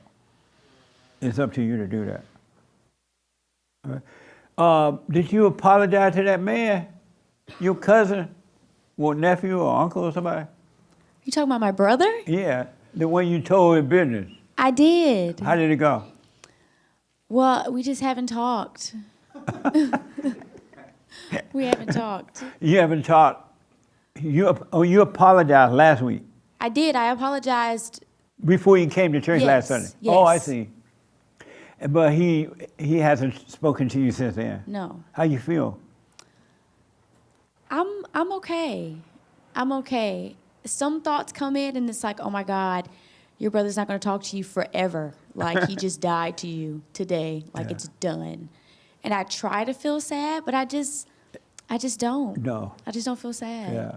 Just realize, you know what? That was stupid. I should not have done that because it wasn't you. And that way you would never do it again. And whatever he decides to do about it is on him. Yeah. All right? I do have a question. Okay. My sister keeps calling me, and I'm like, I haven't been answering. I just haven't been doing anything. Should I tell her, hey, I'm not upset, but I just think we shouldn't be talking right now, or should I just not do anything? You don't need to say you're not upset, but you definitely should let her know, I don't want to talk to you anymore. I'm done for now. Maybe the thing you say, I don't know, but I'm done for now. Okay. And let her know so she won't keep calling. Yeah. And then if she keep calling, block her. What? Okay, hopefully she'll just get it when I say I just don't want to talk. And why you hope for that? I don't know. I just think blocking is so extreme. What do you mean? Like blocking someone, that means you are totally done. That's like, the point. You want to that's make that it. point. You are done. I am While done. you want to hold on to the devil may come back. Well, I'm not holding on. You are. You're afraid to say, I'm done, and if she doesn't stop, block her. I don't know. I just feel like I know. Come out of your head, Satan. Okay. You're in your head. I guess so. I guess maybe I am. No, you are in your head. Is she, ask the young lady next to you, is she in her head? You don't know about this, I don't think. You were here last week, right? No, I wasn't. Her brother told her some private, personal business. He said, don't tell anyone. She's like, no, I won't. All cute and southern. I won't. And before he could get out the door. Matter of fact, she couldn't even sleep. Hey, sis, JoJo told me. And she done told sis. And now sis called everybody else and tell them, JoJo find out, now he doesn't want anything to do with her. And I told her to apologize, sound like she did. And now her sister want to keep it going, sound like she should block her sister to be done. Well, don't block her right away, but tell her, I don't want to talk to you anymore. I'm done, I know now I can't trust you either. And be done, and if her sister continue to call, should she block her? I agree that she should say, I don't want to talk about it anymore. Yeah. Maybe it's not necessary to block. I Well- think you should be able to still stand your ground on what you said without having to go to an extreme measure. Repeat that? Like you should be able to stand on what you say without having to go to the extremity of blocking somebody. Well, how about the sister keep calling anyway? Why not just block her? She'll get the message Just clear, ignore her. loud and clear, right? Maybe, but I think it's extreme. To block her? Yeah. Really? Yeah, like you should be able to say what you need to say, let it be known, and then if she keeps calling, then just ignore it. But they don't normally give up like that when you just tell them. They keep finding little ways to get in. That's true, but But it's extreme to block her? yeah. Let me ask this young lady. This is interesting. Give me a quick yes or no because of time. Is it extreme to block her at this point? Once you do take all the steps, should she block her? At this point, it's extreme. No, once she said, I don't want to talk to you anymore. Don't call me, I don't want to talk to you anymore. If the sisters keep calling, should she block her? Yeah. Yes? Probably like at the end point, yeah. Okay. Right here. Should she block her? In this particular situation? Yeah, this situation only. She told her sister the business she should have told her anyway, but she did. Let's get past that. She told her sister, now she doesn't want to talk about it. Her sister want to keep it going. And don't let me exaggerate the point. Her sister want to keep it going. She doesn't want to talk to her sister anymore. I told her to tell her, because her sister's calling, and she won't answer the phone. But her sister's calling. I said, tell her I don't want to talk to you anymore. And if the sister keep calling, should she block her? Bye. Should she block her? Yeah, I think so. Well, I think blocking is extreme, but in this particular situation, I'm leaning towards like, yeah, blocker. But I generally think that blocking is kind of like equal to running, depending on the situation. How's blocking running? It's like if you, like, just ignore it. If you're blocking, it's kind of like. So she shouldn't block her? And in this situation, I'm going to say, yeah, blocker. Bye. Block her? Bye. Nice. You know why I'm glad you said block her? Why? Because when you said block her the first time around, Nick was like proud of you. He was like, that's my woman. And then you start meandering a little bit about it. You like, and Nick like, oh. Okay. Right, he tried to take it, applaud back. Just bye just seems like the right answer. Bye. Should she block her? Yeah. Should she block her? No, I don't think so. Why not? Because she's seeing the evil inside her already, and now she's seeing the evil in her sister. If she doesn't want to have any relationship, then yeah, but it's her sister, so she should just ignore until she overcomes her evil. So But can she do that after a while, by blocking, at least the sister won't be bugging her with calling all day at night. No, I don't think she should block her. Should she block her? I'm asking the ladies because the ladies are weak. No, I mean, I'm playing. Should she block her? I don't think she's ready to let her sister go, so I'm gonna say no. No. No, She shouldn't block her. She doesn't want to yet. Should she block her? Yes. If she already took her stand of like, I don't want to talk to you, like, Yeah. then it's better just to end it. Should she block her? Once she says, I don't want to talk to you no more, and the sister continues to call, should she block her? I think yes, so she can just move on from the Nice. situation. Well, nice. The young lady behind you, should she block her? I don't know. I think she should just get a new phone number and not give it A to new phone number? What's the difference? What the? What's the difference getting a new phone number and block her? I think it's nicer. Okay, because of time, I'm gonna ask 3 guys. Should she block her? Yeah. Oh, hold on for a minute. I would do it for like a week just to let him know like I'm serious. Just Yeah. Don't bother me. And again, I'll come it's back to after her. she tells the sisters, don't call me anymore. I don't want to talk about that. You say yes, she should block her? Yeah, for like a week or 2. Why a week? Speaking to the mic. For like a week or 2, and Why a week or 2? Why not be done? Cause like still my sibling. I don't want to be done with my brother if like it was just a small issue that could have been resolved. Really? Should she block her? Yeah, eventually. Speak to the mic for me. Yeah, eventually, yeah. And why?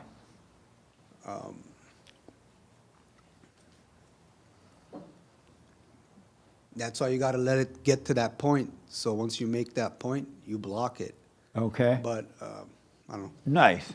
The man in black. The black man in the black. Should she block her? Initially, I was going to say. Speak into the mic. Initially, I was going to say no comment, but I changed my mind as I heard the other people comment on the matter. First of all, I'm looking at it in its entirety, given the fact that I wasn't here last week. Right. That is, if she blocks her sister, that is definitive. She would be doing the same thing to her sister that her brother did to her when he felt she betrayed But him. how is that? She told her sister, hey, I don't want to talk about this anymore. When she told her, she haven't told her yet. Don't call me. Uh-huh. And then her sister insists on calling anyway. Should she block her? Okay, my direct response to that is she says, deal with it. Okay, With the sis. calling? Wait, no. Sisters continue to call her when she asked her not to. That speaks volumes in and of itself. So if I were her, I would say, okay, obviously you can't leave this alone. Now I'm going to listen to you. Deal with it. No, Listen she to- already Let me listened. no. But I'm see, saying the once sister- she's done all that, and her sister, because of time, and the sister continued to call, yes or no, should she block her? No comment. No comment. Okay. The guy in the hat. Yes, she should. Nick, the anchor baby. Honestly, the real answer is you do what you want, but there should be no qualms with blocking someone. They're calling it an extreme action, but consider, isn't it extreme that someone can call you 1,000,000 times? That's the first extreme act. Yeah. So I'll put it That's like a that. You really harassment. do what you want. Doing Friday TV, he black. After she tell her sister, don't call me, the sister continue to call, should she block her? Yes. And why you say yes? Because you're helping her when she can't call anymore. I rest my case. You adding to the devil. What were you about to say, Colin? I was just going to say yes as well, because I think once you're done with your evil, or you're getting over evil within yourself, Yeah. you don't want it in anybody. Don't you want to block evil once you know about it? Yeah. You want to block it. And just like you should block it inside of you, you should block it inside of others. Why you want to keep up with the devil? God doesn't have anything to do with the devil. You don't want the devil to destroy you. And the devil, the only reason his sister would keep calling, especially if she said, don't call me. All right, I don't want to talk to you anymore. The only reason is the devil keep calling because the devil is trying to get back in. And the devil be like, oh, I'm your sister. of your daddy, of your mama. Well, and Jesus came to separate you from your daddy and your mama and your brother and your sister. Why do you want to keep up with her?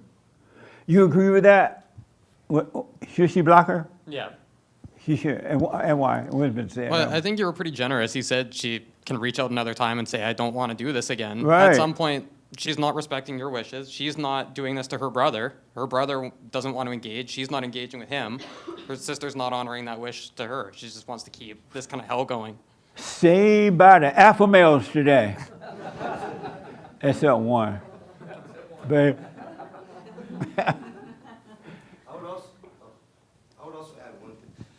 I would just add, also tell your brother that you did that too. Just oh, be well, like, she already done that. no, but tell your brother that you're blocking her Oh, because I see. I ain't dealing with that. Like, tell your brother that too. Nice. Listen, you're dealing with evil inside of you and inside of others. Don't let other people bring their evil into your life. God came to separate you from your mama, your daddy, your brother, your sister, your children, adult children, your friends, your workers, and everybody. He wants to divide you from evil. Why would you let evil linger on in your life just because it's a blood? Those are not your real family members anyway. Your real family members are those who have been truly, not the Bible thumpers, but those who have been truly born again of God. Those are your family members. Their hearts have been changed from hate to love. Right? That's your truth. Stop thinking, oh, this is my brother. Your brother and your sister will cut your throat. Really? And sit down and eat your food. What I need two answers for this, and yes, Nick. Oh, the Bible question from last week. What was it? Anybody know? Okay, right here. Are you a single-minded person? And you say? Yes. And why do you say yes? I mean, I don't want to be. You don't want to be single-minded? No. And why not? Because I'm referring that to selfishness. Oh, okay. Are you a single-minded person in the black with the brother that don't like her no more? With no. Are you a single-minded person? I don't think so. I don't And why think you I say am. not? Because it's just so many things that like, it's too many options in my head for me to be single-minded, I Okay. think. So I don't think I am. No. Joel, are you a single-minded person? Check out Joel Friday, Monday through Friday. I mean, no, not, that's why his name Friday, but his show is Thursday. What's up? Are you a single-minded person? No. And why not? Because when I picture single-minded, that means at one with God and the Spirit at all times, and I'm just not there yet. Okay. Are you, my meatloaf person, are you a single-minded person? I'm not joking about the meatloaf, really. Thank I wanted you. to cry, it was so good. Thank you. I'm glad you liked it. Are you a single-minded person? No. And why not? Why you say no? Because sometimes when I have thoughts, I kind of identify with them. Okay. And I know that's not me, so. Right on. Yeah. Are you Colin, a single-minded person? No. And why you say no? Because I want to be one way and I end up being another way. Do you want to be single-minded? Yes. Oh, okay. How about you? Are you single-minded? No, I'm not single-minded. And why not? I still got demons in there. Oh, okay. The young lady, are you single-minded or double-minded? Probably Let double. me just ask, are you a single-minded person? No, And why you say no? because I flip back and forth from like different perceptions, I guess. Oh, okay. Yeah. Have you dropped your anger? At times, Have you dropped your anger? not fully, no. Have you dropped your anger? No, And why not? because there's still fear. And why don't you drop your anger so the fear can go away?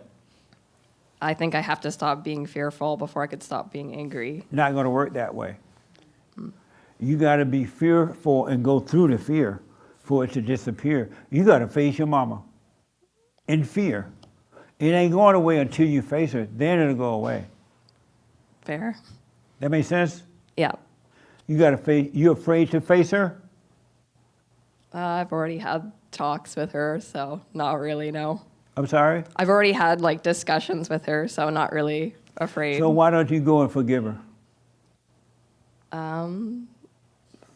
I think I kind of have already. But you haven't. You still have fear. Have you told your mother you're sorry for resenting her for screwing up your life? Yeah, I actually have. Oh, okay. And have you given your father for not protecting you? No. And why not? Well, how you gonna be free then? I don't know. Why not your father? Not sure. What? I'm not sure. Why not? I don't know. Where you from? Canada. Canada? Oh, the next United States member.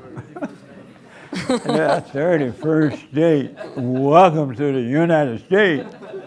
Thanks. Are you happy about that? Which part? That you're becoming a 31st state of the greatest state country in the world. Sure. Nice. Let's Trudeau know how you feel. Nick from Canada, did you know the anchor baby from Canada? He was telling us when he came in. Right on. Yeah. So forgive your daddy, do the silent prayer, and the fear will disappear. It really will. Okay, thanks. Don't be afraid of anything. That's not from God. It's holding you back in life. It will dictate your life and control you. You got to go through it. Fair enough. Any question about that? No, it's pretty clear. Are you hard? Is it hard for your boyfriend to get along with you? Sometimes. I can tell. You look like one of those little feisty dogs that bark every time. Bark at the big dogs. Are you like that with him? Sometimes. She looked that way, huh? Boy, you gonna need a long leash, buddy. Have you forgiven your mother? No. Oh God, you better run, man, and deal with your mother. Otherwise, she's gonna bite you. You know, it's very clear, and everything that you've said on your show, I've been listening for years. It applies to my life very well, and Right. yet I just haven't done it. I know I need Well, to. and why I not haven't. though? I'm afraid. Of what? That's a good question. Fear is an illusion, it's not even real. As I was telling her that, I'm sorry, I don't remember your name. What? Anna. As I was telling Anna, when you face your mother, you're gonna be shaking in your boots. So shake. Yeah. But then once you go through it, the shaking will disappear, and you will have no more fear. Yeah. No, and it's very clear. Like, your message is actually very applicable to my life around, you know. So why not do it then? It's a really good question. It's kind of crazy that I haven't. So what is it like being a beta male with Anna? Are you a boyfriend? Yeah. Yeah, I figure. What is it like being a beta male with Anna? She runs the show. I gotta. Wow. I'm just kidding. Not all the time. No, you ain't. You're not kidding. That is your mama. You can't stand up to mama. How you gonna deal with Anna? And Anna is feisty. Yeah, not wrong. So why don't you deal with your mama? Yeah, I think I should. It's I just have been putting it off. Why? That's a good question. It would make life a lot better, I think. Just got to go do it. I've just You're been afraid. of your mama. Yeah. What is it like being a man? You know any man that has anger is a woman? No. Yeah, any male that has anger is a woman. He act like a female, he think like a female, he get angry and emotional like a female. He's just like his mama. He's taking all her identity. But when you go and forgive your mama, God will take your mama identity away from you and give you back yourself. That was what was remarkable watching your show, just seeing there's so many like angry people that call into you and say horrible things about you. And it's like, wow, this dude never gets angry. Like, you actually just have peace. And that's going to happen to you once you forgive. God will forgive you and take away your fears, your anger, and everything. So I just got to man up and go do it then? Yes. Yeah. Shake it in your boots and have no expectation from her. Yeah, I'm going to be. All right. I'll call in someday. I'll let you know how it goes. Yeah, let me know. Rock on. What a beta. Don't hate the beta. He can't help it. Have you forgiven your mother? I have, yeah. Well, you went. Oh, hold on a minute. You went to her? I have, yes. Really? How did that go for you? It was pretty emotional. Meaning what? Like, Well, I was just trying to let her know because I have a pretty weird life, but I was letting her know that, none of this stuff was her fault because she blames herself. She should blame herself. It is her fault. It's your fault to overcome it. Now that you're an adult, it's up to you to overcome it, but she recreated her image, so it is her fault. She couldn't help it, though. Yeah, that's where my resentment Yeah, was that coming spirit was driving her, but it is her fault that she did it to you. But know that she couldn't help it, though. By understanding yourself, you will forgive her. I don't have any. Speak into the mic for me. I don't have any anger towards her, Good. so I have. How about your father? No. You haven't forgiven your father? No, I don't talk to my dad. Sit in the beta seat. Sit in the beta seat. Beta! What a beta! And why don't you forgive your father? He's just a liar. He's just compulsive liar. Like, why? I don't want to be around somebody like that. He So lied to you? Yeah. He lied to you? He lies to me about everything. He does. Yeah. And what gives you the right to judge your father for lying? What's so good about you that you have the right to judge your father? You're better than him. Well, it's not about being better. It's just I'm a very susceptible person to my surroundings, so I know that I don't want to be around somebody like that.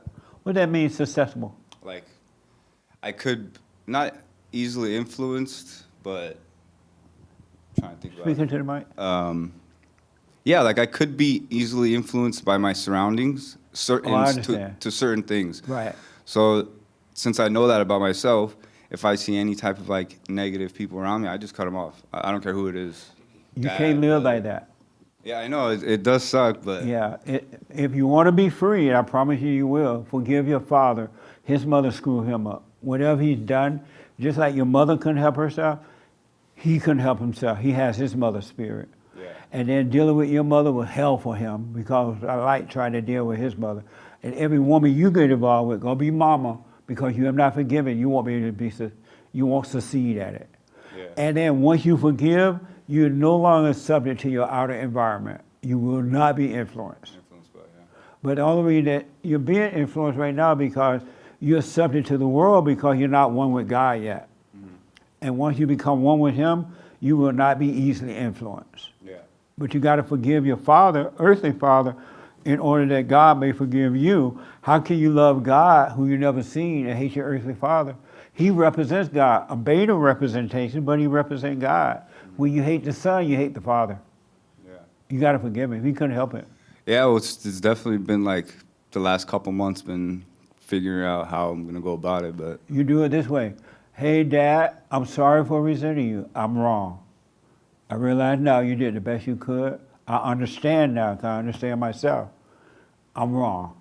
That's all to it. yep, thank you, appreciate that. Yeah, he doesn't need to apologize. If he does, fine. If he doesn't, fine. If he admits to anything, fine. No, that's not your issue. Your issue is to work on you. Yeah, I mean, I was overcomplicating it. I was making it like, oh, you simplified it. Just don't need to make it so detailed. Just apologize to him, whatever. Yeah. Overall, you apologizing for judging him because that's what you're doing. Yeah. And that's why you're subject to the world. But once you forgive him, God will forgive you and you're no longer subject. Your father could not help himself. He loved you. He just didn't know how to deal with your mother. He didn't know how to deal with life. He doesn't know how to deal with himself because he doesn't understand. He cannot see. That makes sense. Okay. Yeah, forgive him. Did you forgive any other question about that? Oh, God. I'm so out of time. Did you forgive your mother? No. Oh, beta. Why not? I want to, but I feel like I'm too young. How old are you? 17. You too young to forgive? I don't know. What? A little. A little? But you go speak right into the mic for me. You're going to become just like your mama. You notice you becoming just like your mama already? You get angry really fast, irritated. Things get on your nerve. Have you noticed that? About me? Uh-huh. No. You don't get angry. Actually, yeah. What? You say yeah? Yeah. You become like your mama. You want to be like your mama? No. You got to forgive her. Okay. She can't help it. Otherwise, you cannot help but be like the one you hate. Unforgiveness is hatred. You're not too young to forgive. Matter of fact, you're fortunate if you forgive at a young age, you won't grow up old and ugly. But if you don't forgive, look around you. Angry people ain't pretty. Forgive your mother, she can't help it. Did your father tell you to forgive her? Yeah. Has he forgiven her? Mm, Don't bow your head for her. Don't pay attention to him. Has he forgiven her? yeah. He has? Yeah. How you know? I've heard him say it. He said it? Yeah. Oh, okay. Have you seen it in action? Yeah. Amazing. Have you forgiven your wife? Yeah. Oh, okay. They moved out. The divorce will be finalized in November. So your wife moved? Yeah, they went to another house. Nice. Are you happy now? Yeah, I'm in a big house by myself. Nice. But my kids are coming over and stuff. So Nice. Are you happy now? very. Right on. I mean, I'm missing the kids, but Well, they'll come around. Work on Yeah. you. Are you getting better? yeah, You let your anger go? yeah. Are you let your anger go? Not 100%, but If you I'm haven't let getting it go 100%, you haven't let it go, man. well, Why don't you just drop it? I'm getting there. I have. It's good to see you. I haven't seen you guys in a minute. Yeah, like Why 4 months. don't you just drop it? Yeah. Because of time, here's how you, are you... Sorry, Jesse. It's humbled me, is what it's done. Right on. The situation is like really humbled me. Do not give up. Don't stop. What's the biblical? Are you a single-minded person? Here's how you become a single-minded person. You can do it. Let's say you want to exceed on your job. I'll use something simple. Oh, let's say you realize I'm never going to be angry again. From this day forward, this point, I'm never going to be angry again. You say it out loud, you realize you said it, right? And from that very point, you have made up your mind you're not going to be angry again. And then as soon as you make the mind up, at that time or later, Satan's going to come and say, you are going to be angry. Or a situation going to happen where you feel the thought of anger, right? But if you don't acknowledge it, you don't call it good or bad, if you don't say, I am angry, or anything, you're a single-minded person. And that single-minded person is with the truth, and the truth is working on your behalf. Be single-minded with the truth. Let's say you want to enhance your business. You have a business. Or you want to start a business. You want to enhance it. You're like, tomorrow I'm going to build the greatest business ever, right? But then obstacles will like to get in the way, or Satan tell you that it's not going to happen. Have no communication with that at all. Just stay present, single-minded, and work on your business. Do what you can for the day, no matter what. You become a single-minded person, and in being a single-minded person, there is no thought about the outcome. You never think about if it's going to work or not. You never think about if you're going to grow in the business, if you're going to fail or succeed. You are a single-minded person, and the outcome is not your concern at all. You should be that way about life, period. Never think about the outcome at all, about anything.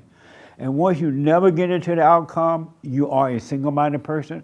You're going to grow in that, and it's going to be amazing.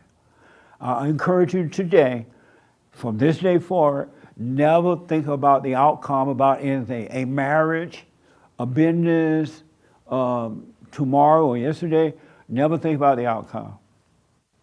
Never think about winning or failure. Just do what's in front of you to do. Be a single-minded person. You only become a double-minded person, and a double-minded person is screwed up in all his ways, or her way. But if you're a single-minded person, you can't screw up. You got to have one mind and keep it there on whatever you're doing. The moment you think about this may work or that won't work, or how my dad gonna act or not act, or how my mama gonna act, you're a double-minded person. You know you need to go and forgive. I'm going and forgive. Don't worry about the outcome. Don't think about the outcome. Go and forgive. That's a single-minded person. And you're going to grow in that. You become a single-minded person. God did not create you to be a double-minded person.